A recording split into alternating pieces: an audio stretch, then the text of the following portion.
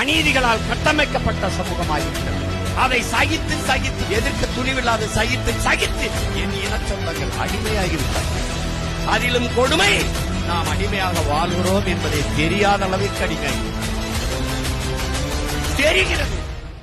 கொலை, கொள்ளை, கற்பழிப்பு, பாலியல் வன்கொடுமை எல்லாம் தெரிகிறது. தெரிகிறது. ஊழல் தடுக்க முடியவில்லை. தெரிகிறது. லஞ்சம் தடுக்க முடியவில்லை.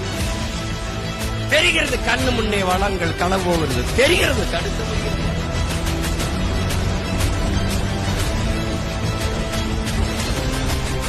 அம்பேத்கர் ஒருவன் அடிமையாக இருக்கிறான் என்பதை உணர்த்திவிடு, அவனே கிளர்ச்சி செய்வான்.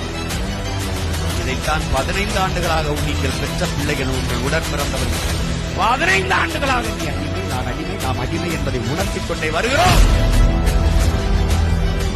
கிளர்ச்சி செய்கிறார்கள், கிளர்ந்து எழுகிறார்கள்.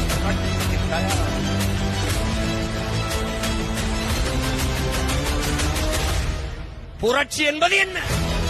அது ரத்தம் சிந்தும் வன்முறையாகத்தான் இருக்க வேண்டும் என்பதால் அது துப்பாக்கி தோட்டாக்களை கொல்வதும் அல்ல. பிறகு ஏது புரட்சி? இந்த புரட்சியிலே தனிநபர்கள் வஞ்சம் தீர்த்துக் கொள்ள வாய்ப்பே இல்லை. அப்ப எதுதான் புரட்சி?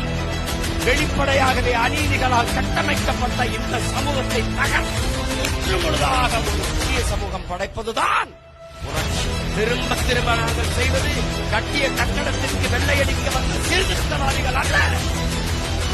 நாங்கள் அந்த கட்டடத்தை இடித்துவிட்டு மறு கட்டடம் கட்ட வந்த லட்சியவாதிகள், புரட்சியவாதிகள். புதியதொரு தேசம் செய்வோம், மக்கள் புரட்சியால் அதை உறுதி செய்வோம். நமது சின்னம் விவசாயி. போட்டு பாருங்க ஓட்ட, அப்புறம் பாருங்க நாட்ட.